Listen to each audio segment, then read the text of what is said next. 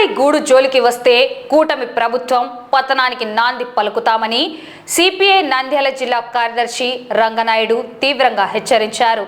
బడా పారిశ్రామికవేత్తల ప్రయోజనాల కోసం ప్రభుత్వం పేదల ఇళ్లను కూల్చాలని చూస్తే ఊరుకునేదే లేదని ఆయన స్పష్టం చేశారు. స్థానిక సిపిఐ కార్యాలయంలో జరిగిన విలేకరుల సమావేశంలో జిల్లా కార్యదర్శి రంగనాయుడుతో పాటు జిల్లా సహాయ కార్యదర్శి బాబా ఫక్రుద్దీన్, జిల్లా కార్యవర్గ సభ్యులు భార్గవ్ తదితరులు పాల్గొన్నారు. శ్రీశైలం ప్రాజెక్టు కాలనీలో 1963 నుండి 1967 మరియు 1970 కాలంలో ఇరిగేషన్ ఉద్యోగులు ఇతరుల కోసం అంచెలంచెలుగా సుమారు 2500 గృహాలను ఏర్పాటు చేశారు. నాటి నుండి నేటి వరకు పేద ప్రజలు అక్కడే జీవిస్తున్నారని, వాటిని కూల్చి వేయాలని చూస్తే ఊరుకోబోమన్నారు. 5 స్టార్ రెస్టారెంట్ హోటల్స్ నిర్మించాలనే నెపంతో అక్కడ దశాబ్దాలుగా నివసిస్తున్న పేద ప్రజల ఇళ్లను కూలగొట్టి బడా పారిశ్రామికవేత్తలకు ఆ భూములను కట్టబెట్టేందుకు ప్రభుత్వం చూస్తోందని సిపిఐ నాయకులు విమర్శించారు.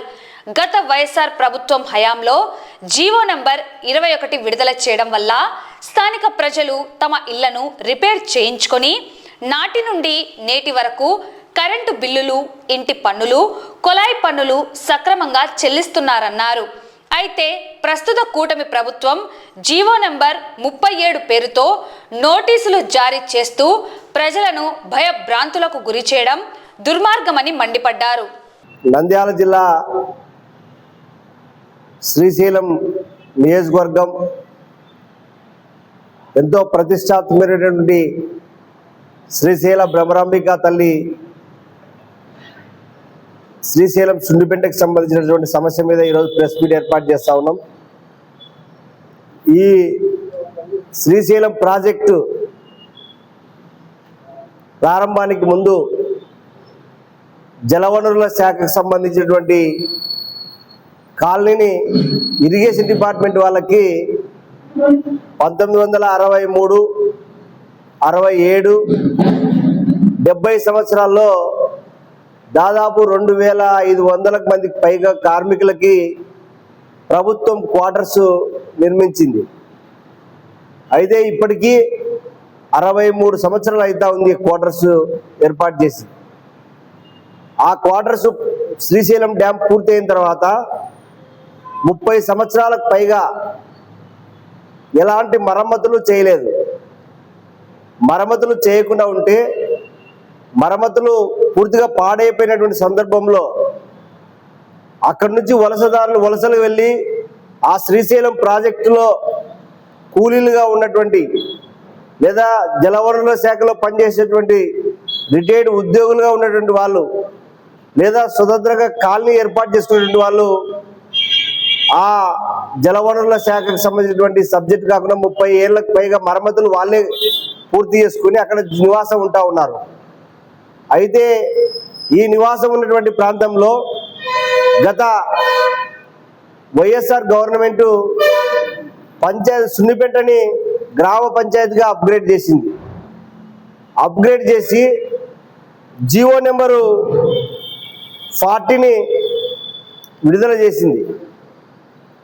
జీవో నెంబర్ 40 ప్రకారం ఎవరైతే అక్కడ నివాసం ఉంటా ఉన్నారో ఆ నివాసం ఉన్న వాళ్ళకి మేము సర్వాక్కులు ఇస్తున్నామని చెప్పేసి గత ప్రభుత్వంలో ఉన్నటువంటి వైఎస్ఆర్ కాంగ్రెస్ పార్టీ ప్రభుత్వం వాళ్ళు మళ్ళీ పంచాయతీరాజ్లో కలిపినప్పుడు జీవో నెంబర్ 31 ఇష్యూ చేసి ఆ 31 ప్రకారం వాళ్ళకి సర్వాక్కులు ఉన్నాయని చెప్పేసి ఇవ్వడం జరిగింది. అయితే దీన్ని ఇచ్చేటువంటి క్రమంలోనే కూటమి ప్రభుత్వం రావడం జరిగింది. కూటమి ప్రభుత్వం వచ్చి ఈ 2 జీవోల్ని రద్దు చేస్తూ జీవో నెంబర్ 37 తీసుకొని రావడం జరిగింది. ఎవరైతే రెగ్యులరైజ్ చేశారో, ఎవరైతే రెగ్యులరైజ్ని ఉన్నారో మేము రీసర్వే చేస్తామని చెప్పేసి రీసర్వే చేయడం జరిగింది. ఇంటి పన్నులు, కొలాయి పన్నులు కడుతున్నారు ఇప్పటికీ కూడా. అదేవిధంగా ఈ సమస్య మీద విజిలెన్స్ మానిటరింగ్ కమిటీ ఒక రిపోర్ట్ చేసింది గవర్నమెంట్. ఆ విజిలెన్స్ మానిటరింగ్ కమిటీలో రిటైర్డ్ ఉద్యోగులు, బిలో పావర్టీ అయినటువంటి పేద ప్రజలు ఇద్దరు కూడా ఉన్నారు. వీళ్ళ ఇద్దరిని సర్వే రిపోర్ట్ ప్రకారం ఒక సర్వే చేసింది. సర్వే చేసి వీళ్ళు జెన్యూనిటీ ఉన్నారు, వీళ్ళకి సర్వ హక్కులు ఉన్నాయి అని చెప్పేసి ఒక ఇస్తూనే ఇందులో కొంతమంది రిటైర్డ్ ఎంప్లాయీస్ కూడా ఉన్నారు. ఈ రిటైర్డ్ ఎంప్లాయీస్ని మీరు అని చెప్పేసి కోర్టు వేసింది. అయితే అక్కడ ఉన్నటువంటి ఒక న్యాయవాది దీన్ని కొంతమంది వ్యక్తిగతంగా సరిపోక కోర్టులో ఫిల్ చేయడం జరిగింది. దీని ప్రకారం ఈ కోర్టు ఇచ్చినటువంటి ప్రకారం, ఈ కోర్టులో ఉన్నటువంటి ప్రకారము హైకోర్టు విజిలెన్స్ మానిటరింగ్ కమిటీ ఏదైతే రిపోర్ట్ ఇచ్చిందో ఆ విజిలెన్స్ మానిటరింగ్ కమిటీ రిపోర్టుని ఆసరాగా చేసుకొని ఒక కోర్టు తీర్పు ఇచ్చిన దాన్ని పట్టుకొని ఇప్పుడున్నటువంటి ప్రస్తుతం ఉన్నటువంటి జిల్లా కలెక్టర్ గారు 13 బృందాలతో మళ్ళీ సర్వే ఎంక్వైరీ రిపోర్ట్ ఇచ్చి ఆ రిపోర్టు ప్రకారం 13 బృందాలని సున్నిపెంటలో ఉన్నటువంటి 13 బృందాలని సర్వే చేసి ఎవరైతే నివాసం ఉంటా ఉన్నారో ఆ నివాసం ఉన్న వాళ్ళందరికీ కూడా నోటీసులు ఇవ్వడం జరిగింది. దీన్ని మేము వ్యతిరేకిస్తా ఉన్నాం. ఈరోజు ఆర్టికల్ 41 ప్రకారం అక్కడ దీర్ఘకాలికంగా జీవనం సాగిస్తున్నటువంటి కుటుంబాలకి సర్వ హక్కులు ఉన్నాయని ఆర్టికల్ 41 రాజ్యాంగంలోనే చట్టం ఇచ్చింది.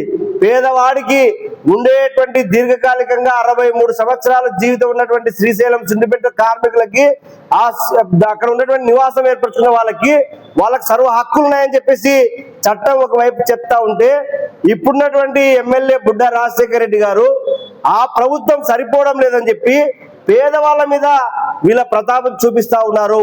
ఇది కరెక్ట్ అయినటువంటి విషయం కాదు.